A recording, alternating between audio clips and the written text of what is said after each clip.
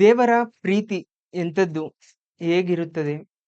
ಅನ್ನೋದರ ಬಗ್ಗೆ ಸ್ವಲ್ಪ ಮಟ್ಟಿಗೆ ನಾವು ಈ ಸಾಯಂಕಾಲ ಸಮಯದಲ್ಲಿ ತಿಳ್ಕೊಳ್ಳೋಣ ಪ್ರಿಯರು. ಯಾಕಂದ್ರೆ ಪ್ರೀತಿ ಅನ್ನೋದಷ್ಟರಲ್ಲಿ ಈ ಲೋಕದಲ್ಲಿ ನಮ್ಗೆ ಒಬ್ಬ ಹುಡುಗಿ, ಒಬ್ಬ ಹುಡುಗ ಮಧ್ಯದಲ್ಲಿ ಇರುವಂತ ಒಂದು ಸಂಬಂಧವೇ ಜಾಸ್ತಿ ಕಾಣ್ತಾ ಇರುತ್ತನ್ಮತ್. ಹೌದಾ? ಪ್ರೀತಿ ಅಂದ ತಕ್ಷಣ ಏನರ್ಥ ಆಗುತ್ತೆ ನಮ್ಗೆ ಅಂದ್ರೆ, ವಯಸ್ಸಿನಲ್ಲಿರುವಂತಹ ಒಬ್ಬ ಹುಡುಗ, ಒಬ್ಬ ಹುಡುಗಿಯ ಮಧ್ಯದಲ್ಲಿರುವಂತ ಸಂಬಂಧ. ಅವ್ರೇನೋ ಅಣ್ಣ ತಂಗಿ ಆಗಿರ್ಬೋದು, ಯಾರಾದ್ರೂ ರೋಡಲ್ಲಿ ಮಾತಾಡಿರ್ಬೇಕಾದ್ರೆ ಅವ್ರನ್ನ ನೋಡ್ಬಿಟ್ಟು ನಾವ್ ತಕ್ಷಣ ಏನ್ ಅನ್ಕೊಳ್ತೀವಿ ಅಂದ್ರೆ ಅವ್ರ ಲವರ್ಸು ಅನ್ಕೊಬಿಡ್ತೀವಿ. ಹೌದಾ? ಅವರ ಮಧ್ಯದಲ್ಲಿರುವಂತ ಸಂಬಂಧ ಯಾವ್ದೋ ಫ್ರೆಂಡ್ಸ್ ಆಗಿರ್ಬೋದು, ಇಲ್ಲ ಅಣ್ಣ ತಂಗಿ ಆದ್ರೂ ಆಗಿರ್ಬೋದು ಅಲ್ವಾ? ಬಟ್ ನಮ್ಗೆ ತಕ್ಷಣ ನಮ್ಮ ಮೈಂಡ್ಗೆ ಬರುವಂತದ್ದು ಅವರಿಬ್ರು ಲವರ್. ಹೌದಾ? ಆದ್ರೆ ಪ್ರೀತಿ ಅದು ಅಲ್ಲ ಪ್ರಿಯರೇ, ಅದು ಸ್ವಲ್ಪ ಕಾಲ ಇರುವಂತದ್ದು. ಯಾರಲ್ಲಾಗ್ಲಿ, ಗಂಡ ಹೆಂಡತಿರ ಮಧ್ಯದಲ್ಲಾಗ್ಲಿ, ಮಕ್ಕಳ ತಂದೆ ತಾಯಿಗಳ ಸಂಬಂಧದಲ್ಲಿ ಇರುವಂತ ಪ್ರೀತಿ ಆಗಲಿ, ಹುಡುಗ ಹುಡುಗ ಮಧ್ಯದಲ್ಲಿ ಇರುವಂತ ಪ್ರೀತಿ ಆಗಲಿ, ಇವರ ಮಧ್ಯದಲ್ಲಿ ಇರುವಂತದ್ದು ಸ್ವಲ್ಪ ಕಾಲ ಇರುತ್ತದೆ ಅಷ್ಟೇ. ಆಮೇಲೆ ಏನಾಗುತ್ತದೆ ಅಂದ್ರೆ ಕಡಿಮೆಯಾಗಿ ಬರುತ್ತದೆ ಪ್ರಿಯರು. ಏನಾಗುತ್ತೆ ಆಮೇಲೆ? ಕಡಿಮೆಯಾಗುತ್ತೆ, ಕಮ್ಮಿ ಆಗುತ್ತೆ. ಒಂದೇ ತರ ಇರಲ್ಲ ಪ್ರೀತಿ ಅಲ್ವಾ? ಸಮುದ್ರದಲ್ಲಿ ನೀರ್ ನೋಡಿ, ಅಲೆಗಳು ಬರ್ತಾ ಇರುತ್ತಲ್ವಾ? ಮುಂದಕ್ಕೆ ಬರುತ್ತೆ, ಹಿಂದಕ್ಕೆ ಹೋಗ್ತಾ ಇರುತ್ತೆ. ಬಟ್ ಮುಂದಕ್ಕೆ ಬಂದ್ಬಿಟ್ಟು ಅದೇ ರೀತಿಯಾಗಿ ಸ್ಟಾಪ್ ಆಗಿ ನಿಂತ್ಕೊಳ್ಳಲ್ಲ, ಒಂದೇ ರೀತಿಯಾಗಿ ಅಲ್ವಾ? ಮನುಷ್ಯನ ಪ್ರೀತಿ ಕೂಡ ಪ್ರಿಯರೇ ಅವಾಗವಾಗ ಬರ್ತಾ ಇರುತ್ತೆ, ಹೋಗ್ತಾ ಇರುತ್ತೆ, ಬರ್ತಾ ಇರುತ್ತೆ, ಹೋಗ್ತಾ ಇರುತ್ತೆ. ಆದ್ರೆ ದೇವರ ಪ್ರೀತಿ ಎಂತದ್ದು ಅನ್ನೋದನ್ನ ನಾವು ಸ್ವಲ್ಪ ತಿಳ್ಕೊಳ್ಳೋಣ ಪ್ರಿಯರೇ. ಯೆರೆಮೀಯನ ಬರೆದ ಗ್ರಂಥ 31ನೇ ಅಧ್ಯಾಯ 3ನೇ ವಚನ. ನಾನು ನಿನ್ನನ್ನು ಪ್ರೀತಿಸಿರುವುದು ಶಾಶ್ವತ ಪ್ರೇಮದಿಂದಲೇ ಅಂತ ಇದ್ದಾನೆ ಪ್ರಿಯರೇ. ಯಾರು ಹೇಳ್ತಾ ಇದ್ದಾರೆ ಈ ಮಾತು? ದೇವ್ರು ಹೇಳ್ತಾ ಇದ್ದಾನೆ, ನಾನು ನಿನ್ನನ್ನು ಪ್ರೀತಿಸಿರುವುದು ಶಾಶ್ವತ ಪ್ರೇಮದಿಂದಲೇ. ದೇವ್ರ ಮಾತು ಯಾರು ಹೇಳ್ತಾ ಇದ್ದಾನೆ ಇಷ್ಟಕ್ಕೆ? ಹೇಳಿ ನೋಡೋಣ, ಯಾರು ಹೇಳ್ತಾ ಇದ್ದಾನೆ ದೇವ್ರ ಮಾತು? ನಾನು ನಿನ್ನನ್ನು ಅಂತ ಇದ್ದಾನೆ. ಒಬ್ಬರನ್ನ ತೋರಿಸ್ತಾ ಇದ್ದಾನೆ, ನಾನು ನಿಮ್ಮನ್ನು ಅಂತ ಇಲ್ಲ ಅಲ್ವಾ? ಅಂದ್ರೆ ಇಸ್ರಾಯೇಲರನ್ನೆಲ್ಲರನ್ನೂ ಸೇರಿ ಒಬ್ಬರನ್ನಾಗಿ ನೋಡ್ತಾ ಇದ್ದಾನೆ ದೇವ್ರು. ಅದಕ್ಕೆ ನಾನು ನಿನ್ನನ್ನು ಪ್ರೀತಿಸಿರುವುದು ಶಾಶ್ವತ ಪ್ರೇಮದಿಂದಲೇ. ಇಸ್ರಾಯೇಲರಿಗೊಬ್ಬರಿಗೆ ಮಾತ್ರ ಅಲ್ಲ ಈ ಮಾತು ಹೇಳಿದ್ದು ಪ್ರಿಯರೇ, ಭೂಮಿ ಮೇಲಿರುವಂತ ಎಲ್ಲಾ ಜನಾಂಗದವರಿಗೂ ಹೇಳ್ತಾ ಇದ್ದಾನೆ ದೇವರು. ಕ್ರೈಸ್ತರಾದಂತ ನಮಗೆ ಮಾತ್ರ ಅಲ್ಲ, ಇಸ್ರಾಯೇಲರಿಗೆ ಮಾತ್ರ ಅಲ್ಲ, ಈ ಭೂಮಿ ಮೇಲಿರುವಂತ ಪ್ರತಿಯೊಬ್ಬ ಮನುಷ್ಯನಿಗೂ ದೇವರು ಹೇಳುವಂತ ಮಾತು ಏನಂದ್ರೆ, ನಾನು ನಿನ್ನನ್ನು ಪ್ರೀತಿಸಿರುವುದು ಶಾಶ್ವತ ಪ್ರೇಮದಿಂದಲೇ. ಶಾಶ್ವತ ಪ್ರೇಮ, ಶಾಶ್ವತ ಪ್ರೇಮ ಅಂತ ಇದ್ದಾನೆ ಪ್ರಿಯರು. ಎಂತ ಪ್ರೇಮ ಅಂತ ದೇವರ ಪ್ರೀತಿ? ನಮ್ಮ ಪ್ರೀತಿ, ನಮ್ಮ ಪ್ರೀತಿ ಸ್ವಲ್ಪ ಮಟ್ಟಿಗೆ ಇರುತ್ತೆ ಅಲ್ವಾ? ತಾತ್ಕಾಲಿಕವಾದದ್ದು. ದೇವರ ಪ್ರೀತಿ ಶಾಶ್ವತವಾದದ್ದು. ನಮ್ಮ ಪ್ರೀತಿಯಲ್ಲಿ ಏನಿದೆ ಅಂದ್ರೆ, ಯಾಕೆ ತಾತ್ಕಾಲಿಕವಾದದ್ದು ಆಗಿರುತ್ತೆ ಅಂದ್ರೆ, ನಮ್ಮ ಪ್ರೀತಿಯಲ್ಲಿ ಸ್ವಾರ್ಥ ಇರುತ್ತೆ ಪ್ರಿಯರೇ. ಏನಿರುತ್ತೆ ಹೇಳಿ? ಸ್ವಾರ್ಥ. ಇವಾಗ ನೋಡಿ, ನಾನು ನನ್ನ ಹೆಂಡತಿನ ಆಗ್ಲಿ ಪ್ರೀತಿಸ್ತಾ ಇದ್ದೀನಿ ಅಂದ್ರೆ, ಅವಳು ಒಳ್ಳೆ ಅಡಿಗೆ ಮಾಡಿ ಕೊಟ್ರೇನೆ ನನ್ಗೆ ಪ್ರೀತಿ ಬರುತ್ತೆ ಅಲ್ವಾ? ಉಪ್ಪಿಲ್ಲ, ಖಾರ ಇಲ್ಲ, ಏನು ಇಲ್ಲ ಅಂದ್ರೆ ಪ್ರೀತಿ ಬರಲ್ಲ, ಕೋಪ ಬರುತ್ತೆ. ಹಾಗೆ ನಾನು ಕೂಡ ಅವಳಿಗೆ ಇಷ್ಟವಾದಂತ ಏನಾದ್ರೂ ಹೊರಗಡೆಯಿಂದ ತರುವುದಾಗ್ಲಿ, ಇಲ್ಲ ಹೊರಗಡೆ ಕರ್ಕೊಂಡೋಗೋದಾಗ್ಲಿ ಇದ್ರೇನೆ ನನ್ ಮೇಲೆ ಪ್ರೀತಿ ಬರುತ್ತೆ. ಇಲ್ಲಾಂದ್ರೆ ಪ್ರೀತಿ ಬರಲ್ಲ, ಕೋಪ ಬರುತ್ತೆ, ದೇಶ ಬರುತ್ತೆ. ಅಂದ್ರೆ ಲೋಕದಲ್ಲಿ ನಡೆಯುವಂತಹ ಪ್ರೀತಿ ಈ ತರದ್ದು, ಸ್ವಲ್ಪ ಮಟ್ಟಿಗೆ ತಾತ್ಕಾಲಿಕವಾದದ್ದು ಪ್ರೀತಿ. ಕುಟುಂಬದಲ್ಲಿ ಮಕ್ಕಳು ಹಾಗೆ ತಂದೆ ತಾಯಿಗಳ ಮಧ್ಯದಲ್ಲಿರುವಂತದ್ದು ಹೀಗೇನೆ ಇರುತ್ತೆ ಪ್ರೇರೆ. ಲೋಕದಲ್ಲಿ ನೋಡ್ಬೇಕಾದ್ರೆ ಒಬ್ಬ ಹುಡುಗನ ಮಧ್ಯದಲ್ಲಿ ಲವರ್ಸ್ ಮಧ್ಯದಲ್ಲಿ ಇರುವಂತ ಪ್ರೀತಿ ಕೂಡ ಇಂಥದ್ದೇ ಅಲ್ವಾ? ಹುಡುಗಿ ಅವನೇನಾರು ಹುಡುಗ ಒಳ್ಳೆ ಒಳ್ಳೆ ಗಿಫ್ಟ್ ಕೊಟ್ರೆ ಅವಾಗ ಪ್ರೀತಿ ಮಾಡ್ತಾಳೆ. ಇಲ್ಲ ಅಂದ್ರೆ ನೀನ್ ಬೇಡ ಹೋಗ್, ನಿನ್ನ ಹತ್ರ ಏನು ಇಲ್ಲ, ಕಾಸಿಲ್ಲ, ಏನಿಲ್ಲ, ನೀನ್ ಏನ್ ಗಿಫ್ಟೇ ಕೊಡುವವನು ಅಲ್ಲ ನೀನು, ಅದಕ್ಕೆ ನಾನು ಏನ್ ಮಾಡ್ತೀನಿ, ಇನ್ನೊಬ್ನ ನೋಡ್ಕೋತೀನಿ ಅಂತ ಕೈ ಕೊಟ್ಟು ಹೋಗ್ಬಿಡ್ತಾಳೆ. ಇಂಥ ಪ್ರೀತಿಗಳು ತಾತ್ಕಾಲಿಕವಾದದ್ದಂತ, ಇದೆಲ್ಲ ಮನುಷ್ಯರ ಮಧ್ಯದಲ್ಲಿ ಇರುವಂತ ತಾತ್ಕಾಲಿಕವಾದಂತ ಪ್ರೀತಿ ಕಾಣಿಸುತ್ತೆ ಪ್ರಿಯರ. ಆದ್ರೆ ದೇವರು ಹೇಳ್ತಾ ಇದ್ದಾನೆ, ನಾನು ನಿಮ್ಮನ್ನು ಪ್ರೀತಿಸಿರುವುದು ಶಾಶ್ವತ ಪ್ರೇಮದಿಂದಲೇ. ತಾತ್ಕಾಲಿಕವಾದಂತದ್ದಲ್ಲ ಪ್ರೀತಿ, ನಾನು ಪ್ರೀತಿಸಿರುವುದು ನಿಮ್ಮನ್ನು ಶಾಶ್ವತವಾದದ್ದು ಅಂತ ಇದ್ದಾನೆ ಪ್ರಿಯ. ಆದ ಕಾರಣ ನಿಮ್ಮನ್ನು ಮಮತೆಯಿಂದ ಸೆಳೆದುಕೊಂಡಿದ್ದೇನೆ. ಆತನ ಪ್ರೀತಿ ನಿಜವಾಗ್ಲೂ ಶಾಶ್ವತವಾದದ್ದಂತ. ಯಾವಾಗ ಇದು ಆರಂಭವಾಯ್ತು, ಈ ಪ್ರೀತಿ, ಶಾಶ್ವತವಾದಂತ ಪ್ರೀತಿ ದೇವರಲ್ಲಿ ಯಾವಾಗ ಆರಂಭವಾಯ್ತು ಅಂತ ನಾವು ನೋಡುವುದಾದ್ರೆ ಪ್ರಿಯರೇ, ಎಫೆಸದವರ ಬರೆದ ಪತ್ರಿಕೆ 1ನೇ ಅಧ್ಯಾಯ 4ನೇ ವಚನ ಪ್ರಿಯರೇ. ಎಫೆಸದವರ ಬರೆದ ಪತ್ರಿಕೆ 1ನೇ ಅಧ್ಯಾಯ 4ನೇ ವಚನ. ಹೇಗೆಂದರೆ ನಾವು ಪ್ರೀತಿಯಲ್ಲಿ ನಡೆದು ಆತನ ಸನ್ನಿಧಿಯಲ್ಲಿ ಪರಿಶುದ್ಧರು ದೋಷವಿಲ್ಲದವರು ಆಗಿರಬೇಕೆಂದು ನಮ್ಮನ್ನು ಜಗತ್ತುತ್ಪತ್ತಿಗೆ ಮುಂಚೆ ಕ್ರಿಸ್ತನಲ್ಲಿಯೇ ಆರಿಸಿಕೊಂಡನು. ಆತನು ತನ್ನ ಕೃಪೆಯನ್ನು ಪ್ರಖ್ಯಾತಿಗೆ ತರಬೇಕೆಂದು ನಮ್ಮನ್ನು ಯೇಸು ಕ್ರಿಸ್ತನ ಮೂಲಕ ತನ್ನ ಪುತ್ರನರಾಗಿ ಸ್ವೀಕರಿಸುವುದಕ್ಕೆ ದಯಪೂರ್ವಕವಾದ ತನ್ನ ಚಿತ್ತಾನುಸಾರವಾಗಿಯೇ ಮೊದಲೇ ಸಂಕಲ್ಪ ಮಾಡಿದ್ದನು. ಈ ಕೃಪಾದಾನವು ಆತನ ಪ್ರಿಯನಲ್ಲಿಯೇ ನಮಗೆ ದೊರಕಿತು ಅಂತ ಪ್ರಿಯರೇ. ಇವಾಗಿರುವಂತ ನಮ್ಗೆ ದೇವರ ಪ್ರೀತಿ ಯಾರ ಮೂಲಕ ದೊರಕಿತು ಅಂದ್ರೆ ಕ್ರಿಸ್ತನ ಮೂಲಕ ನಮಗೆ ದೊರಕಿತು ಅಲ್ವಾ. ಆದ್ರೆ ಇದನ್ನು ಈ ಭೂಮಿಗೆ, ಈ ಒಂದು ಸೃಷ್ಟಿಗೆ ಬುನಾದಿ ಹಾಕುವುದಕ್ಕಿಂತ ಮುಂಚೆನೆ ದೇವರು ಅನ್ಕೊಂಡಿದ್ದಾನಂತೆ ಕ್ರಿಸ್ತ ಯೇಸುವಿನಲ್ಲಿ ಅನುಗ್ರಹಿಸಿ. ಹೇಗೆಂದರೆ ನಾವು ಪ್ರೀತಿಯಲ್ಲಿ ನಡೆದು, ಆತನ ಪ್ರೀತಿ ನಮ್ಗೆ ಬರ್ಬೇಕಂದ್ರೆ ನಾವು ನಡಿಬೇಕಲ್ವಾ ಪ್ರೀತಿ. ಆತನ ಪ್ರೀತಿಯಲ್ಲಿ ನಾವು ನಡಿಬೇಕಂತ ದೇವರು ನಮ್ಗೆ ಪ್ರೀತಿ ತೋರಿಸ್ಬೇಕಂತ ಏನ್ ಅನ್ಕೊಂಡಿದ್ದಾನಂತೆ, ಆತನ ಸನ್ನಿಧಿಯಲ್ಲಿ ಪರಿಶುದ್ಧರು ದೋಷವಿಲ್ಲದವರು ಆಗಿರಬೇಕೆಂದು ನಮ್ಮನ್ನು ಜಗದುತ್ಪತ್ತಿಗೆ ಮುಂಚೆ ಕ್ರಿಸ್ತನಲ್ಲಿ ಆರಿಸಿಕೊಂಡನು ಅಂತ ಪ್ರೇರ. ಕ್ರಿಸ್ತನು ಬಂದಿದ್ದು ಯಾವಾಗ ಹೇಳಿ ನೋಡೋಣ. 2000 ವರ್ಷಗಳ ಹಿಂದೆ ಕ್ರಿಸ್ತನ ಈ ಲೋಕಕ್ಕೆ ಬಂದನು ಅಲ್ವಾ. ಇಲ್ಲಿ ಏನ್ ಹೇಳ್ತಾ ಇದ್ದೇನೆ, ದೇವ್ರೇನ್ ಹೇಳ್ತಾ ಇದ್ದೇನೆ ಎಫೆಸದವರ ಬರೆದ ಪತ್ರಿಕೆಯಲ್ಲಿ, ಜಗತ್ತುತ್ಪತ್ತಿಗೆ ಮುಂಚೆನೆ ಕ್ರಿಸ್ತನಲ್ಲಿ ಆರಿಸಿಕೊಂಡಿದ್ದಾನಂತೆ. ಈ ಭೂಮಿ ಬರುವುದಕ್ಕಿಂತ ಮುಂಚೆ ಕ್ರಿಸ್ತನು, ಈ ಲೋಕಕ್ಕೆ ಬರುವುದಕ್ಕಿಂತ ಮುಂಚೆನೆ ಕ್ರಿಸ್ತನ ಪರಲೋಕದಲ್ಲಿ ಇರ್ಬೇಕಾದ್ರೇನೆ ಆತನಲ್ಲಿ ನಮ್ಮನ್ನು ಆರಿಸಿಕೊಂಡಿದ್ದಾನಂತೆ. ನಾನು ಪ್ರೀತಿ ಮಾಡ್ಬೇಕು ನನ್ನ ಮಕ್ಕಳನ್ನ, ಆ ಪ್ರೀತಿಯಲ್ಲಿ ನನ್ನ ಮಕ್ಕಳು ನಡಿಬೇಕು ಅಂತ ಈ ಒಂದು ಜಗತ್ತಿಗೆ ಬುನಾದಿ ಹಾಕುವುದಕ್ಕಿಂತ ಮುಂಚೆ ಅನ್ಕೊಂಡಿದ್ದಾನಂತೆ. ಶಾಶ್ವತ ಪ್ರೇಮವನ್ನು ನನ್ನ ಮಕ್ಕಳಿಗೆ ಕೊಡ್ಬೇಕು, ಪ್ರೀತಿನ ಕೊಡ್ಬೇಕು. ಆ ಪ್ರೀತಿಯಲ್ಲಿ ನನ್ನ ಮಕ್ಕಳು ಕೂಡ ನಡಿಬೇಕು ಅಲ್ವಾ. ನಾವ್ ಅನ್ಕೋತೀವಿ ಹೊಸದಾಗಿ ಮದುವೆ ಆಗಿರುವಂತವ್ರು ಏನ್ ಅನ್ಕೊಳ್ತಾರೆ ಅಂದ್ರೆ, ಮಕ್ಕಳನ್ನ ಇನ್ನೂ ಪಡೆದಿರಲ್ಲ, ಅವಾಗ್ಲೇ ಯೋಚನೆ ಮಾಡ್ತಾ ಇರ್ತಾರೆ.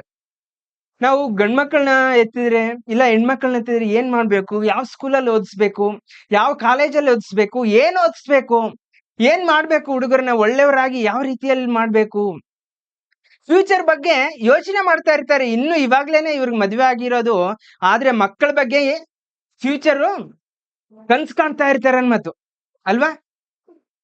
ಹಾಗೆ ದೇವ್ರು ಏನ್ ಮಾಡ್ತಾ ಇದ್ದಾನೆ ಅಂದ್ರೆ ಪ್ರಿಯರೇ, ಇಲ್ಲಿ ನಾನು ಮಕ್ಕಳು ಭೂಮಿ ಮೇಲೆ ಇಡ್ಬೇಕು, ಅವರು ಯಾವ ರೀತಿಯಾಗಿರ್ಬೇಕಂತೆ, ಪರಿಶುದ್ಧರು ದೋಷವಿಲ್ಲದವರು ಆಗಿರ್ಬೇಕು. ಯಾವಾಗ ಆಗ್ತೀವಿ ಪರಿಶುದ್ಧರು ದೋಷವಿಲ್ಲದವರು ಅಂದ್ರೆ, ದೇವರ ಪ್ರೀತಿ ನಮ್ಮಲ್ಲಿರ್ಬೇಕಾದ್ರೆ ಅವಾಗ ನಮ್ಮಲ್ಲಿ ದೇವರ ಪ್ರೀತಿ ಬರುತ್ತೆ ಪ್ರೇರೆ ಅಲ್ವಾ. ಇವಾಗ ಲೋಕದಲ್ಲಿ ಒಬ್ಬ ಹುಡುಗಿ ಪ್ರೀತಿ ಮಾಡ್ಬೇಕು, ಒನ್ ಸೈಡ್ ಲವ್ ಇದ್ರೆ ಇಬ್ರ ಮಧ್ಯದಲ್ಲಿ ಇಲ್ಲಿ ಮದುವೆ ಆಗುತ್ತಾ ಹೇಳಿ ನೋಡೋಣ. ಆಗಲ್ಲ.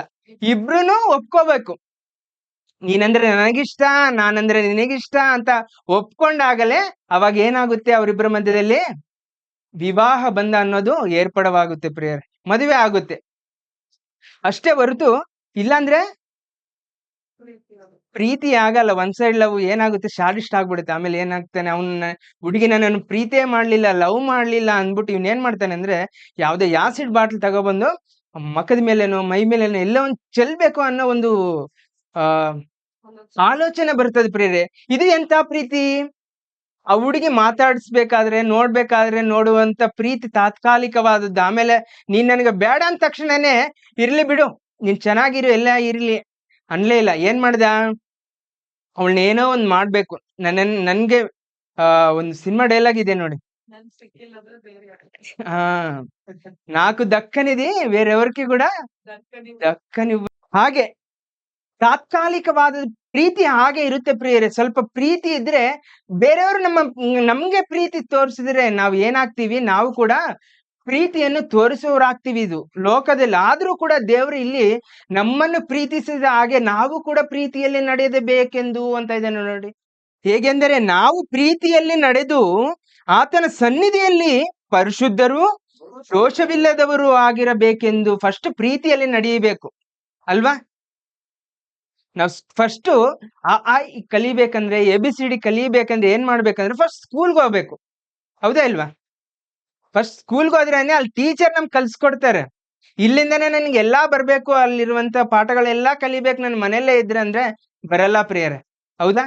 ಅದಕ್ಕೆ ನಾವು ಪರಿಶುದ್ಧರು ದೋಷವಿಲ್ಲದವರು ಆಗಿರ್ಬೇಕಂದ್ರೆ ನಾವು ಮೊದಲು ದೇವರ ಪ್ರೀತಿಯಲ್ಲಿ ನಡೆಯಬೇಕು ಅಂತೆ, ಹೌದಾ? ದೇವರೇನೋ ನಮ್ಮನ್ನು ಯಾವ ಪ್ರೀತಿಯಿಂದ ಪ್ರೀತಿಸ್ತಾ ಇದ್ದಾನೆ? ಶಾಶ್ವತವಾದಂತ ಪ್ರೀತಿಯಿಂದ ಪ್ರೀತಿಸ್ತಾ ಇದ್ದಾನೆ.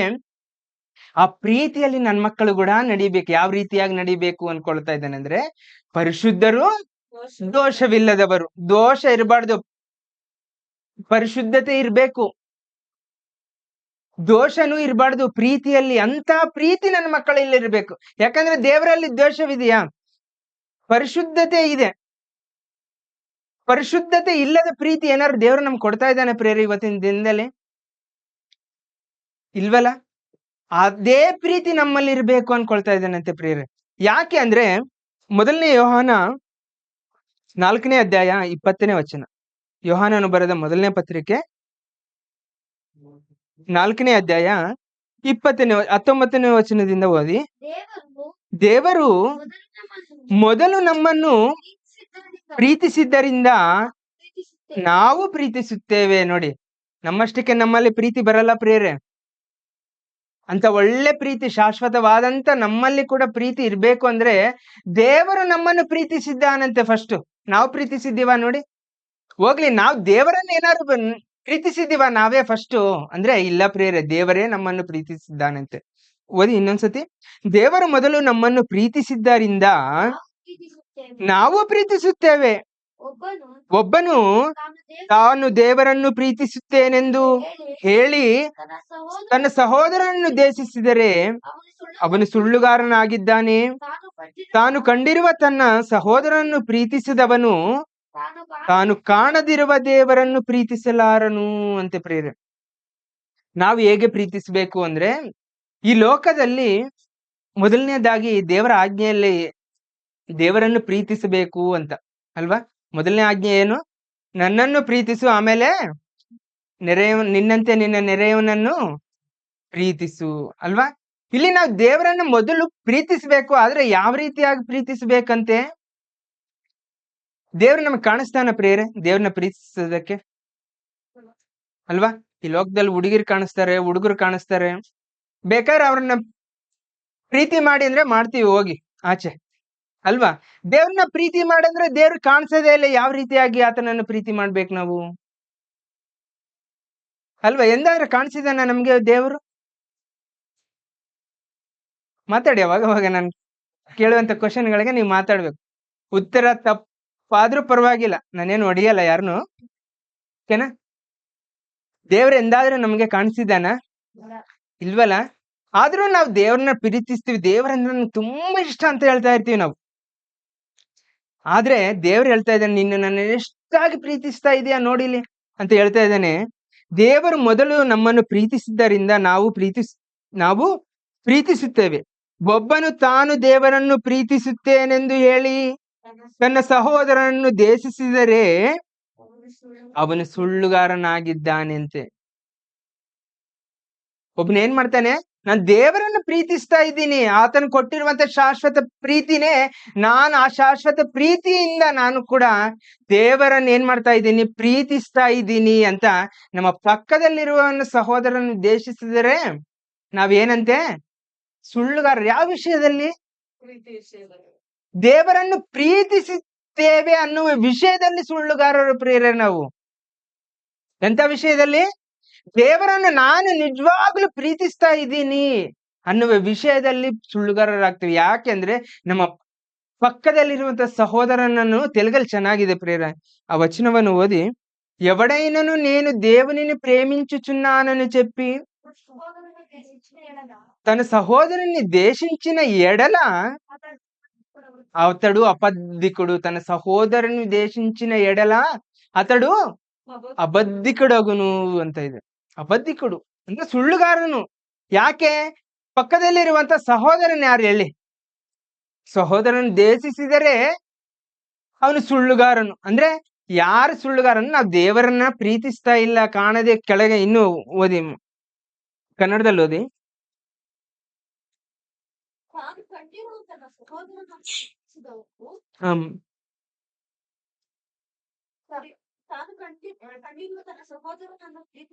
ಪ್ರೀತಿಸದವನು ತಾನು ಕಾಣದಿರುವ ದೇವರನ್ನು ಪ್ರೀತಿಸಲಾರನು. ನಮಗೆ ಕಾಣುವಂತ ನಮ್ಮ ಸಹೋದರರಿದ್ದಾರೆ ಭೂಮಿ ಮೇಲೆ. ಎಷ್ಟೋ ಜನರ ಕ್ರೈಸ್ತರು ಅವರನ್ನ ದ್ವೇಷಿಸ್ತೇವೆ, ದೇವರನ್ನು ಪ್ರೀತಿಸುತ್ತೇವೆ ಅಂತ ಹೇಳ್ತೀವಿ. ಅವರನ್ನು ಏನ್ ಮಾಡ್ತೀವಿ? ದ್ವೇಷಿಸ್ತೇವೆ. ಅವರ ಕಂಡ್ರೆ ನಮ್ಗೆ ಆಗಲ್ಲ ಈ ಲೋಕದಲ್ಲಿ, ಅಲ್ವಾ? ಅವ್ರ ಹಂಗಿದ್ದಾರೆ, ಆ ಕ್ರೈಸ್ತರಂಗೆ, ಆ ಸಭೆಯವರಂಗೆ, ಈ ಸಭೆಯವರಂಗೆ ಅಂತ ನಮ್ಗೆ ಅವರ ಮೇಲೆ ಏನ್ ಬರುತ್ತೆ? ಕೆಟ್ಟ ಕೆಟ್ಟ ಆಲೋಚನೆ ಎಲ್ಲ ಬರುತ್ತೆ. ದೇಶಿಸ್ತಾ ಇರ್ತೀವಿ. ಅವ್ರಂದ್ರೆ ನಮ್ಗೆ ಆಗಲ್ಲ. ಆದ್ರೂ ಎಲ್ಲರೂ ನಮ್ಮ ಸಭೆಯವ್ರು ಮಾತ್ರ ಸೇರ್ಕೊಂಡಾಗ ಏನಂತೀವಿ ನಾವು?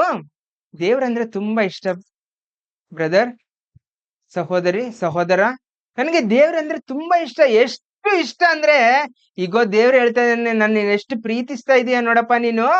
ಈಗೋ ನಿನ್ನ ಸಹೋದರನನ್ನು ಕಾಣಿಸುವಂತ ನಿನ್ನ ಸಹೋದರನ ನೀನು ದೇಶಿಸ್ತಾ ಇದೀಯಾ, ಕಾಣದೇ ಇರುವಂತ ನನ್ನ ಇನ್ನೇನ್ ಪ್ರೀತಿ ಮಾಡ್ತಾ ಇದೀಯಾ ನೀನು ಅಂತ ಕೇಳ್ತಾ ಇದ್ದೇನೆ ಪ್ರಿಯ ದೇವರು. ಕ್ವಶನ್ ಆಗ್ತಾ ಇದ್ದೇನೆ ಇವಾಗ ನಮ್ಗೆ. ಏನ್ ಆನ್ಸರ್ ಇದಕ್ಕೆ? ದೇವ್ರೇ ನೀನು ನಮ್ಮ ಒಂದೇ ಸಭೆಯಲ್ಲಿ ಇದೀಯಾ ಅನ್ಕೊಂಡಿದೀವಿ, ಅಲ್ಲೆಲ್ಲ ಇದೀಯಾ ದೇವ್ರೇ ನೀನು? ಅಲ್ವಾ? ನೀನು ನಮ್ ಸಭೆಯಲ್ಲಿ ಮಾತ್ರ ಇದೀನಿ ಅನ್ಕೊಂಡಿದ್ದೆ. ನಮ್ಮ ಸಹೋದರ, ಈ ಸಭೆಯಲ್ಲಿರುವಂತ ನಮ್ಮ ಸಹೋದರ ಸಹೋದರಿ ಅವ್ರ ಮನಸ್ಸಿನಲ್ಲಿ ಮಾತ್ರ ನೀನು ಇದೀಯಾ ಅನ್ಕೊಂಡಿದ್ದೆ ನಾನು ಇಷ್ಟು ದಿನ. ಪಕ್ಕದ ಸಭೆಯಲ್ಲಿನೂ ನೀನ್ ಇದೀಯಾ, ಪೆಂತಿಕೋಸ್ ಸಭೆಯಲ್ಲೂ ನೀನ್ ಇದೀಯಾ, ರೋಮನ್ ಕ್ಯಾಥಲಿಕ್ ಅವರಲ್ಲಿಯೂ ನೀನ್ ಇದೀಯಾ? ಎಷ್ಟೊಂದು ಸಭೆಗಳಿದಾವಲ್ವಾ? 3000 ಚಿಲ್ಡ್ರೆಗಳಿದಂತೆ ಪ್ರಿಯರೇ. ಅಷ್ಟು ಸಭೆಗಳಲ್ಲಿ ಇದೆಯಾ? ಅವರೆಲ್ಲ ಸಹೋದರರ ಅಲ್ವಾ ಪ್ರಿಯರೇ? ಹೇಳಿ. ನಾವ್ ಯಾರನ್ನ ಅನ್ಕೋತೀವಿ ಅಂದ್ರೆ, ಸಹೋದರರು ಅಂದ್ರೆ, ಅಣ್ಣ ತಮ್ಮಂದ್ರೆ ಯಾರನ್ನ ಅನ್ಕೋತೀವಿ ಅಂದ್ರೆ, ನಮ್ಮ ಒಡ ಹುಟ್ಟಿದವರು, ನಮ್ಮ ರಕ್ತವನ್ನು ಹಂಚಿಕೊಂಡು ಹುಟ್ಟಿದವ್ರನ್ನ ಮಾತ್ರ ಸಹೋದರರು ಅನ್ಕೋತೀವಿ. ಆದ್ರೆ ದೇವರ ಹತ್ರ ಬರೋಷ್ಟಿಗೆ ಕ್ರಿಸ್ತನನ್ನು ಅರಿತಿರುವ ಪ್ರತಿಯೊಬ್ಬನು ಕೂಡ ನಮಗೆ ಸಹೋದರನೇ ಪ್ರಿಯರೇ. ಇದು ಮೈಂಡ್ ಅಲ್ಲಿ ಇಟ್ಕೋಬೇಕು ನಾವು ತುಂಬಾ. ಯಾರು ಇವರೆಲ್ಲ? ಭೂಮಿಯಲ್ಲಿರುವಂತ ಕ್ರೈಸ್ತರೆಲ್ಲರೂ ನಮ್ಗೆ ಯಾರು? ಇವಾಗ ಹೇಳಿ, ಯಾರು? ಸಹೋದರರು. ಈ ವಿಷಯವನ್ನು ತಿಳಿಯದೆ ನಾವೇನ್ ಮಾಡ್ತೀವಿ ಅಂದ್ರೆ, ವಯಸ್ಸಿನಲ್ಲಿರುವಂತ ಹುಡುಗರಾಗ್ಲಿ ಹುಡುಗಿರಾಗ್ಲಿ ಏನ್ ಮಾಡ್ತಾರೆ ಅಂದ್ರೆ, ಅಣ್ಣ ತಂಗಿರೇ ಪ್ರೀತಿ ಮಾಡ್ಕೊಳ್ತಿರ್ತಾರೆ ಸಭೆಗಳಲ್ಲಿ, ಅಲ್ವಾ? ಯಾರು ಇವರು? ವಾಕ್ಯದ ಪ್ರಕಾರ ಇವಾಗ ಯಾರು? ಅಣ್ಣ ತಂಗಿನೇ ಅಲ್ವಾ? ಆದ್ರೂ ಲವ್ ಮಾಡ್ಕೊಳ್ತಾ ಇರ್ತಾರೆ ಮಾತು. ಯಾಕೆಂದ್ರೆ ದೇವರ ಪ್ರೀತಿ ಇನ್ನೂ ಅರ್ಥವಾಗಿಲ್ಲ ಪ್ರೇರ ಮನುಷ್ಯನಿಗೆ. ಏನಾಗಿಲ್ಲ? ಅರ್ಥವಾಗಿಲ್ಲ. ಅರ್ಥವಾಗಿದ್ರೆ ಸಹೋದರನನ್ನು ಏನ್ ಮಾಡ್ತಾ ಇದ್ದ ಅಂದ್ರೆ ಪ್ರೀತಿ ಮಾಡ್ತಾ ಇದ್ದ. ಯಾಕೆಂದ್ರೆ ಕಾಣದೇ ಇರುವಂತ ದೇವರನ್ನು ಪ್ರೀತಿಸುತ್ತೇನೆಂದು ಹೇಳಿ ನೀನು ಕಾಣಿಸುವಂತ ನಿನ್ನ ಸಹೋದರನನ್ನು ಹಾಗೆ ಮಾಡ್ತಾ ಇದೀಯಾ, ದ್ವೇಷಿಸ್ತಾ ಇದೀಯಾ ನೀನು. ಅವನಂದ್ರೆ ನಿನಗೆ ಆಗಲ್ಲ ಅಂತ ಪರಿಸ್ಥಿತಿಯಲ್ಲೇ ನೀನ್ ಇದೀಯಾ. ಕಾಣದೇ ಇರುವಂತ ನನ್ನನ್ನು ನೀನು ಯಾವ ರೀತಿಯಾಗಿ ಪ್ರೀತಿಸ್ತಾ ಹೇಳು ಅಂತ ಕೇಳಿದ್ರೆ ನಮ್ಮ ಬಾಯಲ್ಲಿ ಎಂತ ಆನ್ಸರ್ ಬರುತ್ತೆ ಪ್ರಿಯರೇ? ಏನಾರು ಬರುವುದಕ್ ಸಾಧ್ಯನಾ ಹೇಳಿ? ಇವಾಗ ಗೊತ್ತಾಗುತ್ತೆ ನಮ್ಗೆ, ಅಲ್ವಾ? ನಾವು ಯಾರ್ಯಾರ ಮೇಲೆ ದ್ವೇಷವನ್ನು ಏನಾರು ಇಟ್ಕೊಂಡಿದ್ರೆ ಇವತ್ತಿಂದನೇ ಬಿಡಿ ಪ್ರಿಯರೇ. ಯಾಕಂದ್ರೆ ದೇವರನ್ನು ಪ್ರೀತಿಸುತ್ತೇನೆ ಅಂತ ಹೇಳುವುದೆಲ್ಲ ಸುಳ್ಳಾಗ್ಬಿಡುತ್ತೆ. ಸುಳ್ಳುಗಾರರು ಅಂತ ಇದ್ದಾನೆ ನೋಡಿ. ನೀನ್ ಸುಳ್ಳುಗಾರನು ಅಂತ ಇಲ್ಲ, ಯಾಕಂದ್ರೆ ಜಾಸ್ತಿ ಜನ ಇದ್ದಾರೆ ಇದ್ರಲ್ಲಿ ಅಲ್ವಾ. ಕ್ರಿಸ್ತನ ಸಭೆಯಲ್ಲಿ ತುಂಬಾ ಜನ ಇದ್ದಾರೆ, ಅವ್ರನ್ನೆಲ್ಲರಿಗೂ ಹೇಳ್ತಾ ಇದ್ದಾನೆ, ನೀವೆಲ್ಲರೂ ಯಾರಂತೆ? ಸುಳ್ಳುಗಾರರು. 20ನೇ ವಚನ ಇನ್ನೊಂದ್ಸತಿ ಓದ್ತೇನೆ ಪ್ರಿಯರ ನಾನೇ. ಒಬ್ಬನು ತಾನು ದೇವರನ್ನು ಪ್ರೀತಿಸುತ್ತೇನೆಂದು ಹೇಳಿ ತನ್ನ ಸಹೋದರನನ್ನು ದ್ವೇಷಿಸಿದರೆ ಅವನು ಸುಳ್ಳುಗಾರನಾಗಿದ್ದಾನೆ. ತಾನು ಕಂಡಿರುವ ತನ್ನ ಸಹೋದರನನ್ನು ಪ್ರೀತಿಸಿದವನು ತಾನು ಕಾಣದಿರುವ ದೇವರನ್ನು ಪ್ರೀತಿಸಲಾರನು. ದೇವರನ್ನು ಪ್ರೀತಿಸುವವನು ತನ್ನ ಸಹೋದರನನ್ನು ಪ್ರೀತಿಸಬೇಕೆಂಬ ಆಜ್ಞೆಯನ್ನು ನಾವು ಆತನಿಂದ ಹೊಂದಿದ್ದೇವೆ. ಯಾರಿಂದ ಹೊಂದಿದ್ದೇವೆ? ಯಾರಿಂದ ಹೊಂದಿದ್ದೇವೆ? ದೇವರಿಂದ ಹೊಂದಿದ್ದೇವೆ. ಯಾಕೆ? ದೇವರನ್ನ ಪ್ರೀತಿಸಿದರೆ ನಮ್ಮಲ್ಲಿ ಒಬ್ಬರು ನಾವ್ ಏನ್ ಮಾಡ್ಕೊಳ್ತಾ ಇದ್ದೀವಿ ಇವತ್ತು ಅಂದ್ರೆ ಪ್ರೀತಿಸಿಕೊಳ್ತೇವೆ. ದೇವರ ಪ್ರೀತಿಯನ್ನು ಹಂಚ್ಕೊಳ್ತೀವಿ ಪ್ರಿಯರೇ.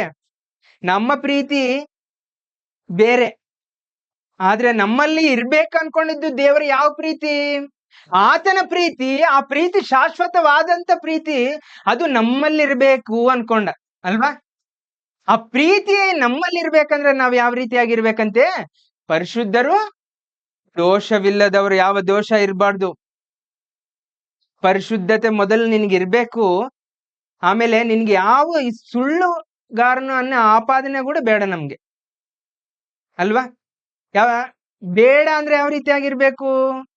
ನಮ್ಗೆ ಕಾಣಿಸುವಂತ ನಮ್ಮ ಸಹೋದರನನ್ನ ಏನ್ ಮಾಡ್ಬೇಕು? ಪ್ರೀತಿಸಬೇಕು ಪ್ರಿಯ. ನಾವೇನ್ ಮಾಡ್ತೀವಿ ಅಂದ್ರೆ ದ್ವೇಷಿಸ್ತಾ ಇರ್ತೀವಿ ಅಲ್ವಾ. ಯೂಟ್ಯೂಬ್ಗಳಲ್ಲಿ ಅಲ್ಲಿ ಇಲ್ಲಿ ಕೆಲವೊಂದು ವಾಕ್ಯಗಳನ್ನು ನೋಡಿದಾಗ ಕೆಲವ್ರಿಗೆ ಹೇಳಕ್ ಬರಲ್ಲ, ಏನೇನೋ ತಪ್ಪಾಗಿ ಹೇಳ್ತಾ ಇರ್ತಾರೆ. ನಾವ್ ಅವ್ರ ಮೇಲೆ ದ್ವೇಷಿಸ್ತಾ ಇರ್ತೀವ, ಪ್ರೀತಿಸ್ತಾ ಇರ್ತೀವ. ಪ್ರೀತಿಸಿದ್ರೆ ಏನ್ ಮಾಡ್ತೀವ ಗೊತ್ತಾ ಪ್ರಿಯರೇ? ತಕ್ಷಣನೇ ದೇವರಿಗೆ ಪ್ರಾರ್ಥನೆ ಮಾಡ್ತೀವಿ. ದೇವರಿಗೆ ಅವ್ರಿಗೆ ಒಳ್ಳೆ ಜ್ಞಾನವನ್ನು ಕೊಡು, ಬುದ್ಧಿ ಕೊಡು, ನಿನ್ನ ವಾಕ್ಯವನ್ನು ಎಲ್ಲರಿಗೆ ಹೇಳುವುದಕ್ಕೆ ಒಳ್ಳೆ ಜ್ಞಾನವನ್ನು ಕೊಟ್ಟೆ ಕೊಡು ಅಂತ ಗಟ್ಟಿಯಾಗಿ ಕೇಳ್ತೀವಿ ದೇವ್ರನ್ನ. ಕೇಳ್ತಾಲಿ ಇವನ್ಗೆ ಯಾವನ ಇವನು ಹೇಳಕ್ಕೆ ಬರ್ತಾ ಇಲ್ಲ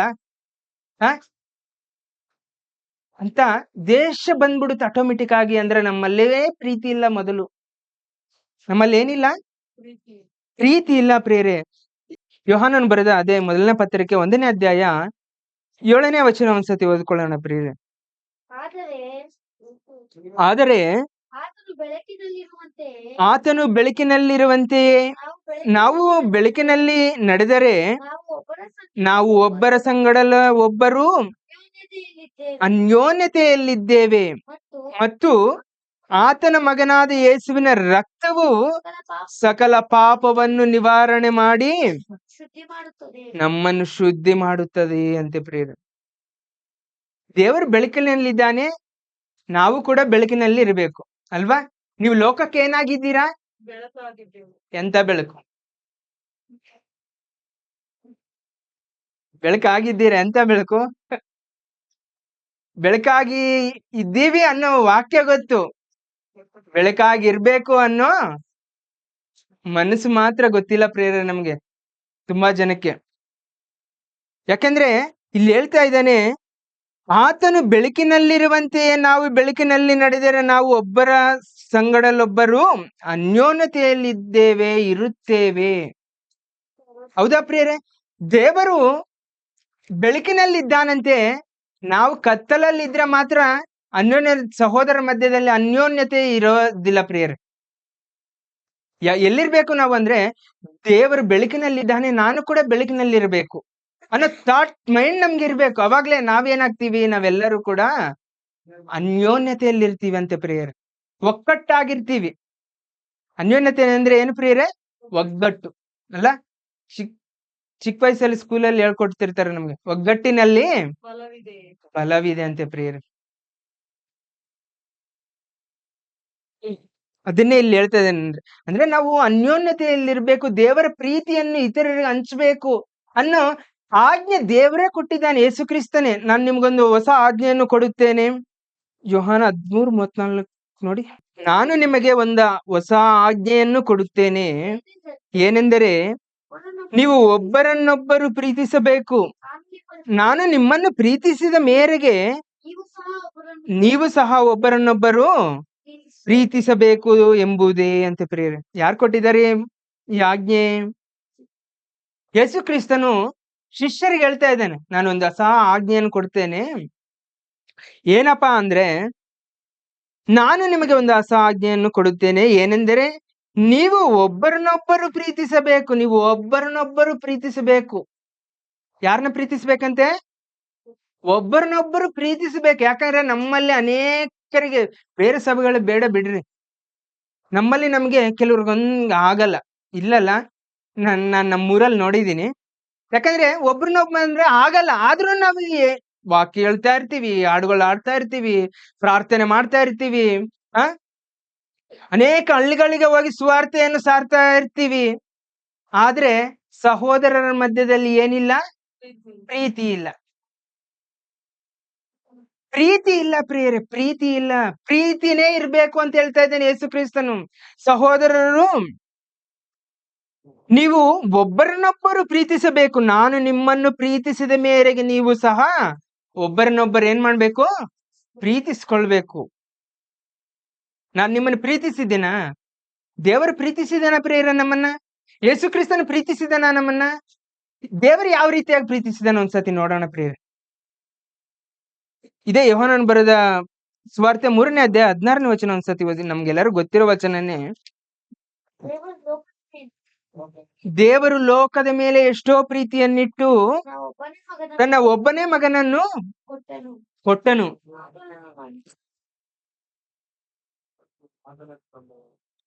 ಸಾಕು ಪ್ರಿಯರೇ, ದೇವರು ಲೋಕದ ಮೇಲೆ ಎಷ್ಟೋ ಪ್ರೀತಿಯನ್ನಿಟ್ಟು ತನ್ನ ಒಬ್ಬನೇ ಮಗನನ್ನು ಕೊಟ್ಟನು ಅಂತ ಪ್ರಿಯರೇ. ದೇವರ ಪ್ರೀತಿಯನ್ನು ತೋರಿಸ್ತಾ ಇದ್ದಾನೆ. ಏನ್ ಮಾಡ್ತಾ ಇದ್ದಾನೆ? ಒಬ್ಬನೇ ಮಗನನ್ನು ಕೊಟ್ಟನಂತ ಪ್ರಿಯ. ಕೊಡುವುದರ ಮೂಲಕ ದೇವರ ಪ್ರೀತಿ ಎಷ್ಟೊಂದಿದೆ ಅಂತ ನಮಗ್ ಗೊತ್ತಾಯ್ತು ಅಲ್ವಾ? ಪ್ರೀತಿಯಲ್ಲಿ ಏನ್ ಕಾಣ್ತಾ ಇದೆ ಅಲ್ಲಿ? ದೇವರ ಪ್ರೀತಿಯಲ್ಲಿ ಹೇಳಿ ನೋಡೋಣ ಯಾರಾದ್ರೂ. ಗುಡ್. ತ್ಯಾಗ ಕಾಣ್ತಾ ಇದೆ. ಪ್ರೀತಿ ಅಂದ್ರೆ ಏನು? ತ್ಯಾಗ. ಅದು ತಿಳಿದೇ ನಾವು ಇವತ್ತು ಬದುಕ್ತಾ ಇದೀವಿ. ಅದು ಗೊತ್ತಿಲ್ಲ ನಮ್ಗೆ. ಪ್ರೀತಿ ಅಂದ್ರೆ ತ್ಯಾಗ. ದೇವರು ತನ್ನ ಮಗನನ್ನೇ ಕೊಟ್ಟನು, ತ್ಯಾಗ ಮಾಡ್ತಾ ಇದ್ದಾನೆ ಪ್ರಿಯರೇ. ಯಾರು ಕೊಡ್ತಾರೆ ಹೇಳಿ? ಕೊಡ್ತೀವ? 1,000 ರೂಪಾಯಿ, 2,000, 10,000, ನಮ್ಮ ಹತ್ರ 1,00,000 ಗಟ್ಲೆ ಆಸ್ತಿ ಇದೆ ಪ್ರಿಯರೇ ನನ್ಗೆ ಅನ್ಕೊಳ್ಳಿ. 10,000 ನೀವ್ ಯಾರು ಕೇಳಿದ್ರಿ ಕೊಡ್ತೀನಾ? ಇದ್ರೂನು ಕೊಡಲ್ಲ ಅಲ್ವಾ? ಯಾಕೆ? ನಮ್ಮ ಪ್ರೀತಿ ಅಂತದ್ದಲ್ಲ. ಎಂತದ್ದು? ದೇವರ ಪ್ರೀತಿ ಶಾಶ್ವತವಾದದ್ದಾದ್ರೆ ನಮ್ಮ ಪ್ರೀತಿ ದೇವರಂತದ್ದು ಅಲ್ಲ. ದೇವರ ಎಷ್ಟರ ಮಟ್ಟಿಗೆ ಆತನಂದ್ರೆ ದೇವರ ಬ್ರದರ್ ಪ್ರೀತಿಸ್ತಾನೆ, ಆ ರೀತಿಯಾಗಿ ಕೊಟ್ಟ. ನಾನು ಅಷ್ಟು ಒಳ್ಳೆಯವನಲ್ಲ. ನೀನು ಒಳ್ಳೆಯವನಲ್ಲ ಅಂತ ಗೊತ್ತಿದ್ದೆ ನಿನ್ನನ್ನು ಪ್ರೀತಿ ಮಾಡ್ತಾ ಇದ್ದಾನೆ ದೇವರು. ನೀನು ಒಳ್ಳೆಯವನಲ್ಲ ಅಂತ ಗೊತ್ತಿದ್ದೆ ನೀನು ಇನ್ನೊಬ್ಬರನ್ನು ಪ್ರೀತಿ ಮಾಡ್ಬೇಕು ಅಂತ ಹೇಳ್ತಾ ಇದ್ದಾನೆ ದೇವರು ಅಲ್ವಾ? ಪ್ರಿಯರೇ, ನಿಜವಾಗ್ಲೂ ನಾವು ಒಳ್ಳೆಯವರಲ್ಲ, ಆದ್ರೂ ಒಳ್ಳೆಯವರು ಆಗಿರ್ಬೇಕೆಂದು ಪ್ರೀತಿಸ್ತಾ ಇದ್ದಾನೆ ದೇವರು. ನಮ್ಮನ್ನ ಯಾರಾದ್ರೂ ನಮ್ಮನ್ನ ದ್ವೇಷಿಸಿದರೆ ನಾವೇನು ಅವರ ಮೇಲೆ ನಾವೇನ್ ಇಟ್ಕೊಳ್ತೀವಿ ಅಂದ್ರೆ ದೇಶವನ್ನೇ ಇಟ್ಕೊಳ್ತೀವಿ ಪ್ರಿಯರೇ. ಹೌದಾ? ಅವನು ಪ್ರೀತಿಸ್ತಾ ಇದ್ದಾನೆ ಅಂದ್ರೆ ನಾವು ಕೂಡ ಅವನ್ನ ಏನ್ ಮಾಡ್ತೀವಿ? ಪ್ರೀತಿಸ್ತಾ ಇರ್ತೀವಿ. ದೇವರು ಕೂಡ ಅದನ್ನೇ ಮಾಡ್ತಾ ಇದ್ದಾನೆ ಪ್ರಿಯರೇ. ನಮ್ಮನ್ನು ಪ್ರೀತಿಸ್ತಾ ಇದ್ದಾನೆ. ಶಾಶ್ವತವಾದಂತ ಪ್ರೀತಿಯಿಂದ ಪ್ರೀತಿಸ್ತಾ ಇದ್ದಾನೆ. ಆ ಪ್ರೀತಿಯನ್ನು ಕೂಡ ನಾವು ನಮ್ಮ ಎಲ್ಲರಿಗೂ ಹಂಚ್ಬೇಕಂತೆ. ನಮ್ ಜೋಬಲ್ಲಿ ಇಟ್ಕೊಂಡ್ರೆ ಮಾತ್ರ ಸಾಲದು. ಅದನ್ನ ಅಂದ್ರೆ ನಮ್ಮ ಹೃದಯದಲ್ಲಿ ಇಟ್ಕೊಂಡ್ರೆ ಸಾಲದು. ದೇವ್ರೆ, ನೀನು ನನ್ನ ಎಷ್ಟು ಪ್ರೀತಿಸ್ತಾ ಇದೀಯ, ಪ್ರೀತಿಸು ಪ್ರೀತಿಸು ಪ್ರೀತಿಸು, ಪ್ರೀತಿ ಮಾಡು ಮಾಡು ಮಾಡು. ಬಟ್ ನಾನ್ ಮಾತ್ರ ಏನು ಮಾಡಲ್ಲ, ಹೊರಗಡೆ ಹೋಗಿ ಏನು ಮಾಡಲ್ಲ. ತಿರುಗಿ ನನ್ನನ್ನು ಪ್ರೀತಿ ಮಾಡು ಅಂತ ಇದ್ದಾನೆ ದೇವ್ರು. ಯಾವ ರೀತಿಯಾಗಿ? ಕಾಣಿಸುವಂತ ನೀನು ಸಹೋದರನ್ನು ಪ್ರೀತಿಸಿದ್ರೆ ಸಾಕು, ಕಾಣದೇ ಇರುವಂತ ನನ್ನನ್ನು ಪ್ರೀತಿಸಿದ ಹಾಗೆ ಅಲ್ವಾ? ನೋಡಿ, ನಾವೇನ್ ಮಾಡ್ತಾ ಇದೀವಿ ಅಂದ್ರೆ ಈ ಲೋಕದಲ್ಲಿ ಇವತ್ತು ಪ್ರಿಯರೇ, ದೇವರನ್ನು ಯಾವ ರೀತಿಯಾಗಿ ಪ್ರೀತಿಸ್ತಾ ಇದೀವಿ ಅಂದ್ರೆ, ಗುಡಿ ಗೋಪುರಗಳಿಗೆ ಹೋಗಿ ಒಂದ್ ತೆಂಗಿನಕಾಯಿ ಹೊಡೆದು 2 ಅಗರಬತ್ತಿ ಹಚ್ಚಿ ಎಲ್ರಿಗೂ ಅನ್ನದಾನ ಮಾಡದ ಹಾಗೆ ಇಷ್ಟಿಷ್ಟು ಅದೇನು ಪ್ರಸಾದವನ್ನು ಕೊಟ್ಟು ಹೆಮ್ಮೆ ಪಡ್ತಾ ಇರ್ತೀವಿ. ನಾನು ದೇವರನ್ನು ಎಷ್ಟು ಪ್ರೀತಿಸ್ತಾ ಇದ್ದೀನಿ ನೋಡಿ ಇವತ್ತು. ಹೌದಾ? ಬೆಳಿಗ್ಗೆ 5 ಗಂಟೆಗೆ ಎದ್ದು ತಣ್ಣೀರಲ್ಲಿ ಸ್ನಾನ ಮಾಡಿ, ಎಷ್ಟು ಭಕ್ತಿ ಅಂದ್ರೆ ನಾನು ದೇವರನ್ನ ಎಷ್ಟು ಪ್ರೀತಿಸ್ತಾ ಇದ್ದೀನಿ ಅಂತ ತೋರ್ಸೋದಕ್ಕೆ ನೀನು ಮಾಡ್ತಾ ಇದೀಯ ಹೊರತು ಇನ್ಯಾವುದೂ ಅಲ್ಲ. ಆದ್ರೆ ದೇವ್ರು ಹೇಳ್ತಾ ಇದ್ದೀನಿ, ಅದು ಆ ಪ್ರೀತಿ ಬೇಡ ನನ್ಗೆ. ನಾನು ಕಾಣ್ತಾ ಇಲ್ಲ ನಿನ್ಗೆ, ಆದ್ರೆ ಕಾಣಿಸುವಂತ ನಿನ್ನ ಪಕ್ಕದಲ್ಲೇ ಇದ್ದಾನೆ ನಿನ್ನ ಸಹೋದರನನ್ನು. ಅವನೇನ್ ಮಾಡು ನೀನು? ಪ್ರೀತಿಸು. ಯಾವ ಪ್ರೀತಿ? ನಿನ್ನ ಪ್ರೀತಿ ಅಲ್ಲ, ನಿನ್ನಲ್ಲಿರುವಂತ ಸ್ವಾರ್ಥವಾದ ಪ್ರೀತಿ. ಅವನೇನಾದ್ರು ಪ್ರೀತಿಸಿದ್ರೆ ಪ್ರೀತಿಸ್ತಾ ಇದೀಯ ಅಷ್ಟೇ ಹೊರತು ಅದಲ್ಲ. ನಾನು ನಿನಗೆ ತೋರಿಸುವಂತ ಪ್ರೀತಿ, ನಾನು ನಿನ್ನ ಮೇಲೆ ಇಟ್ಟಿರುವಂತ ಪ್ರೀತಿ, ಆ ಪ್ರೀತಿಯನ್ನ ಏನ್ ಮಾಡು ನೀನು? ತೋರಿಸ್ಬೇಕು. ಯಾಕಂದ್ರೆ ನಾನು ಬೆಳಕಿನಲ್ಲಿದ್ದೀನಿ, ನೀನು ಬೆಳಕಿನಲ್ಲಿ ನಡೆಯಬೇಕು. ಅಂದ್ರೆ ನೀನ್ ಏನ್ ಮಾಡ್ಬೇಕು? ಇನ್ನೊಬ್ಬರನ್ನ ಪ್ರೀತಿಸ್ಬೇಕು. ಇದು ದೇವರ ಆಜ್ಞೆ ಪ್ರಿಯರೇ, ಮತ್ತೆ ಇದೇನು ಹೊಸದಾಗಿ ಅನ್ಕೋಬೇಡಿ ಅಲ್ವಾ. ಯೇಸು ಕ್ರಿಸ್ತನ್ ಕೊಡುವಂತ ಆಜ್ಞೆ, ನಾನು ನಿಮ್ಗೆ ಕೊಡುವಂತ ಆಜ್ಞೆ. ಪ್ರೀತಿ ಮಾಡ್ಲಿಲ್ಲ ಅಂದ್ರೆ ಪ್ರಿಯರೇ, ನಾವು ಪಾಪ ಮಾಡಿದವರೇ ಅಲ್ವಾ. ದೇವರ ಆಜ್ಞಾ ಅತಿಕ್ರಮಮೇ ಪಾಪಂ. ಅತಿಕ್ರಮಿಸುವುದೇ, ಧಿಕ್ಕರಿಸುವುದೇ ದೇವರ ಆಜ್ಞೆಯನ್ನು ಪಾಪ. ಅಂದ್ರೆ ಪ್ರೀತಿ ಮಾಡ್ಲಿಲ್ಲ ಅಂದ್ರೆ ಪಾಪನ? ಪಾಪ. ದೇವರನ್ನ ದ್ವೇಷಿಸಿದ ಹಾಗೆ ನಾವು ಪ್ರೀತಿ ಮಾಡ್ಲಿಲ್ಲ ಅಂದ್ರೆ ಪ್ರಿಯರೇ, ಇದು ಮೈಂಡ್ ಅಲ್ಲಿ ಇಟ್ಕೋಬೇಕು ನಾವು. ಯಾರನ್ನೋ ಒಬ್ಬರನ್ನ ಪ್ರೀತಿಸ್ತಾ ಇಲ್ಲ ಅಷ್ಟೇ ಹೊರತು ಮಿಕ್ಕಿದ ಎಲ್ಲರನ್ನೂ ಪ್ರೀತಿಸ್ತಾ ಇದ್ದೀನಿ ನಾನು. ನನ್ನ ಸಹೋದರನ ಎಲ್ಲರನ್ನೂ ಪ್ರೀತಿ ಮಾಡ್ತಾ ಇದ್ದೀನಿ, ಒಬ್ಬರನ್ನ ಮಾತ್ರ ದ್ವೇಷಿಸ್ತಾ ಇದ್ದೀನಿ ಅಷ್ಟೇ. ನನ್ನಲ್ಲಿ ಒಂದ್ ಚೂರು ಕಮ್ಮಿ ಆಗಿದೆ ಅಂದ್ರೂ ಇಲ್ಲ, ಎಲ್ಲರನ್ನೂ ಪ್ರೀತಿಸ್ಬೇಕು.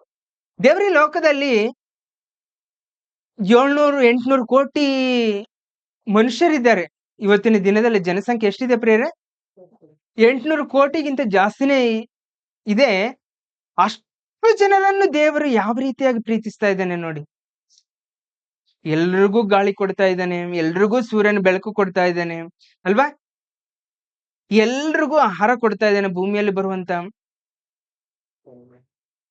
ಫಲ, ಊಟ ಕೊಡ್ತಾ ಇದ್ದಾನೆ, ಎಲ್ಲವನ್ನೂ ಕೊಡ್ತಾ ಇದ್ದಾನೆ. ಮಳೆ ಕೊಡ್ತಾ ಇದ್ದಾನೆ, ನೀರ್ ಕೊಡ್ತಾ ಇದ್ದಾನೆ ಕುಡಿಲಿಕ್ಕೆ ಅಲ್ವಾ. ಎಲ್ಲವನ್ನೂ ದೇವ್ರು ಎಲ್ರಿಗೂ ಕೊಡ್ತಾ ಇದ್ದಾನೆ, ಸ್ವಲ್ಪ ಜನಕ್ಕೆ ಕೊಡ್ತಾ ಇದ್ದಾನೆ. ಕ್ರೈಸ್ತರಿಗೆ ಮಾತ್ರ ಕೊಡ್ಬೇಕಂತ ದೇವ್ರ ಏನಾರು ಅಂದ್ಕೊಂಡಿದ್ದಾನ? ಅನ್ಯರಿಗೂ ಕೊಡ್ತಾ ಇದ್ದಾನಲ್ವಾ. ನಮ್ ಸುತ್ತಮುತ್ತಲಿರುವ ಎಲ್ರು ಕೂಡ ಅನ್ಯರೇ ಅಲ್ವಾ. ಅನ್ಯರ ಅಂದರೆ ದೇವರನ್ನು ಅರಿತವರಲ್ಲ ಅವರು, ದೇವರನ್ನು ತಿಳಿದುಕೊಂಡವರಲ್ಲ, ದೇವರನ್ನು ನಂಬದೇ ಇರುವಂತವರನ್ನು ಕೂಡ ದೇವ್ರ ಏನ್ ಮಾಡ್ತಾ ಇದ್ದಾನೆ? ಪ್ರೀತಿಸ್ತಾ ಇದ್ದಾನೆ. ಈ ಪ್ರೀತಿ ನಮ್ಮಲ್ಲಿರ್ಬೇಕು ಅನ್ಕೊಂಡಿದ್ದಾನೆ ಪ್ರಿಯರೇ. ನೀನ್ ಪ್ರೀತಿ ಮಾಡಿದ್ರೆ ಅವನನ್ನು ಪ್ರೀತಿಸು ಅಂತ ಹೇಳಲಿಲ್ಲ ಹೊರತು ಏನ್ ಮಾಡ್ಬೇಕು? ನಮ್ಮ ಪ್ರೀತಿಯಲ್ಲಿ ಕೂಡ ತ್ಯಾಗವಿರಬೇಕು.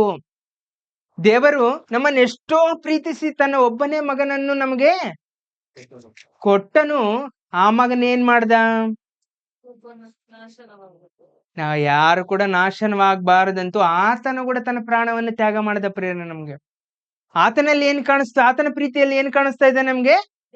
ತ್ಯಾಗ ಕಾಣಿಸ್ತಾ ಇದೆ. ಮತ್ತೆ ನಮ್ಮ ಪ್ರೀತಿಯಲ್ಲಿ ಸ್ವಾರ್ಥ ಕಾಣಿಸ್ತಾ ಇದೆ ಪ್ರಿಯರೇ. ಇವತ್ತಿನ ದಿನದಲ್ಲಿ ಸ್ವಾರ್ಥ ಇದ್ರೆ ನಾವು ಪರಲೋಕಕ್ಕೆ ಹೋಗಲ್ಲ ಪ್ರಿಯರೇ. ಏನಿರ್ಬೇಕು? ದೇವರ ಪ್ರೀತಿಯೇ ಇರ್ಬೇಕು. ಅದು ಶಾಶ್ವತವಾದಂತ ಪ್ರೀತಿ. ಅಂದ್ರೆ ನೀನು ಈ ಶರೀರದಲ್ಲಿ ಪ್ರಾಣ ಇರುವವರೆಗೂ ಏನ್ ಮಾಡ್ತೀಯ ಅಂದ್ರೆ ಅದೇ ಪ್ರೀತಿ ಮೇಂಟೈನ್ ಮಾಡ್ತಾ ಇರ್ತೀರ ಅನ್ನೋದು ಅಲ್ವಾ. ಅದು ಪ್ರೀತಿ, ಶಾಶ್ವತವಾದಂತ ಪ್ರೀತಿ ಅಂದ್ರೆ ಪ್ರಿಯರೇ. ಅವಾಗವಾಗ ಕರೆಂಟ್ ತರ ಹೋಗಿ ಬರೋದಲ್ಲ.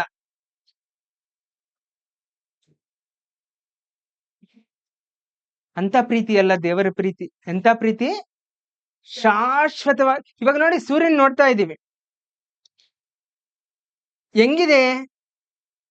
ಸೂರ್ಯನ ಬೆಳಕು ಯಾವ ರೀತಿ ಆಗಿದೆ ಪ್ರಿಯರೇ? ಯಾವತ್ತಾದ್ರೂ ಮೊನ್ನೆ ಚೇತನನ್ ಹೇಳ್ತಾ ಇದ್ದ, ಡಿಮ್ ಆಗಿ ಏನಾರು ಆಮೇಲೆ ಬೆಳಕಾಗಿ ಬಂತ? ಇಲ್ವಲ್ಲ. ಒಂದೇ ರೀತಿಯಾಗಿ ಬೆಳಕು ದೇವರ ಸೃಷ್ಟಿಸಿರುವಂತ ಸೂರ್ಯನ ನಮ್ಗೆ ಕೊಡ್ತಾ ಇದ್ದಾನೆ ಅಂದ್ರೆ ಅದು ಎಷ್ಟು ಕೊಡ್ತಾ ಇದೆಯೋ ಅದಕ್ಕಿಂತ ಬಲವಾದಂತದ್ದು ಪ್ರೀತಿ ದೇವರದ್ದು.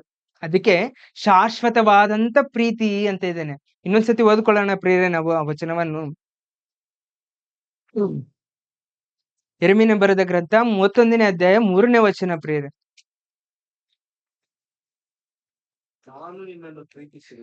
ನಾನು ನಿನ್ನನ್ನು ಪ್ರೀತಿಸಿರುವುದು ಶಾಶ್ವತ ಪ್ರೇಮದಿಂದಲೇ, ಆದ ಕಾರಣ ನಿನ್ನನ್ನು ಮಮತೆಯಿಂದ ಸೆಳೆದುಕೊಂಡಿದ್ದೇನೆ ಅಂತ ಪ್ರಿಯರೇ.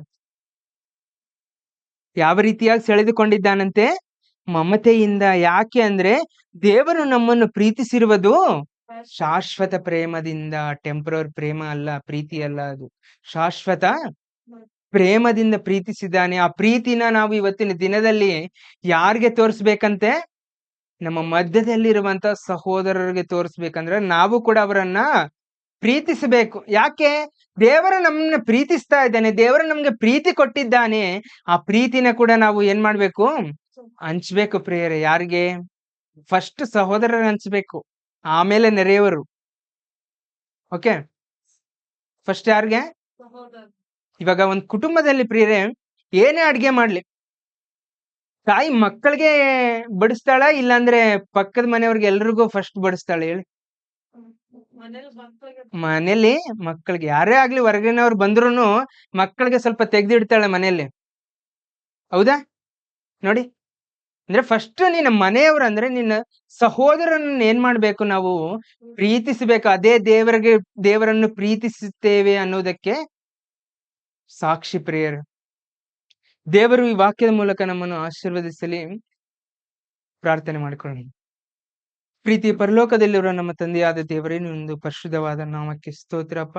ಈಗ ತಂದೆ, ನೀನು ನಮ್ಗೆ ತಿಳಿಸಿಕೊಟ್ಟಿರುವಂತ ನಿನ್ನ ಅದ್ಭುತವಾದ ಮಾತುಗಳನ್ನು ನಮ್ಮ ಹೃದಯದಲ್ಲಿ ಇಟ್ಟುಕೊಂಡು ತಂದೆ, ಈ ಲೋಕದಲ್ಲಿ ಜೀವಿಸಬೇಕಾದರೆ ನೀವು ತೋರಿಸಿರುವಂತ ಪ್ರೀತಿ ನಾವು ನಮ್ಮ ಸಹೋದರರಿಗೂ ಹಾಗೂ ನಮ್ಮ ನೆರೆಯವರಿಗೂ ತೋರಿಸುವಾಗ ಸಹಾಯ ಮಾಡಬೇಕೆಂಬುದಾಗಿ ಬೇಡುತ್ತೇನೆ ತಂದೆ. ನಿಮ್ಮ ಪ್ರೀತಿ ನಮ್ಮಲ್ಲಿ ನೆಲೆಯಾಗಿರ್ಬೇಕಂದ್ರೆ ನಮ್ಮಲ್ಲಿ ಮೊದಲನೇದಾಗಿ ಪರಿಶುದ್ಧತೆ ಇರಬೇಕು ಅಂತ ನಿಮ್ಮ ವಾಕ್ಯದ ಮೂಲಕ ತಿಳಿಸಿಕೊಟ್ಟಿದ್ದೀರಾ ಪ್ರಭುವೆ.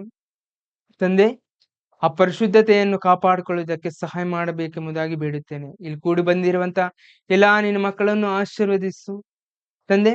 ಅವರಿಗೆ ಒಳ್ಳೆ ಜ್ಞಾನವನ್ನು ಕೊಡು, ಒಳ್ಳೆ ಆರೋಗ್ಯವನ್ನು ಕೊಟ್ಟು ತಂದೆ ನಿನ್ನ ಮಾರ್ಗದಲ್ಲಿ ನಡೆಸಬೇಕೆಂಬುದಾಗಿ ಬೇಡುತ್ತೇನೆ ತಂದೆ. ಹಾಗೆ ನಿನ್ನ ಮಗನು ವಿಲ್ಸನ್ ಕೂಡ ಆಶೀರ್ವದಿಸು, ಬಲಪಡಿಸು. ನಿನ್ನ ವಾಕ್ಯದಲ್ಲಿ ನಿನ್ನ ಜ್ಞಾನವನ್ನು ಹೆಚ್ಚಾಗಿ ಇನ್ನು ಕೊಡಬೇಕೆಂಬುದಾಗಿ ಬೇಡುತ್ತೇನೆ.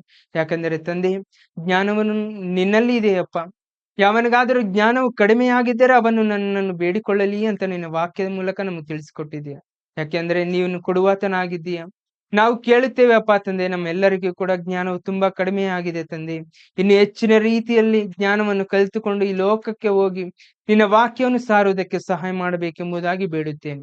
ಹಾಗೆ ರೀತಿ ತಂದೆ, ಚಿಕ್ಕ ವಿಜ್ಞಾಪನೆ ಅಪ್ಪ, ನಮ್ಮ ಸಹೋದರಿ ಆಗಿರುವಂತ ಸಿಸ್ಟರ್ ಸ್ಟೆಲ್ಲಾ ತಂದೆ, ಆ ಮಗಳಿಗೆ ಹುಷಾರಿಲ್ಲ ಅಪ್ಪ. ಆ ಮಗಳನ್ನು ನೀನು ಮುಟ್ಟಿ ಸ್ವಸ್ಥ ಮಾಡಬೇಕೆಂಬುದಾಗಿ ಬೇಡುತ್ತೇನೆ. ಯಾಕೆಂದರೆ ತಂದೆ, ಈ ಲೋಕದಲ್ಲಿ ಇರುವಂತ ವೈದ್ಯರಿಗಿಂತ ವೈದ್ಯನು ಮಹಾವೈದ್ಯನು ನೀನಾಗಿದ್ದೀಯಾ ತಂದೆ. ನಮ್ಮನ್ನು ಈ ಶರೀರವನ್ನು ಸೃಷ್ಟಿಸಿದಾತನು ನೀನು ತಂದೆ. ಈ ದೇಹದಲ್ಲಿ ಯಾವುದು ಏನಾಗಿದೆ ಅನ್ನುವುದನ್ನು ನಿನಗೆ ಚೆನ್ನಾಗಿ ಗೊತ್ತುಂಟು ತಂದೆ. ನೀನು ಆ ಮಗಳನ್ನು ಮುಟ್ಟಿ ಸ್ವಸ್ಥ ಮಾಡಬೇಕೆಂಬುದಾಗಿ ಕೇಳುತ್ತಾ ತಂದೆ, ಈ ಚಿಕ್ಕ ಪ್ರಾರ್ಥನೆಯು ಯೇಸುವಿನ ಹೆಸರಿನಲ್ಲಿ ಕೇಳುತ್ತೇನಪ್ಪಾ ತಂದೆ. ಆಮೆನ್.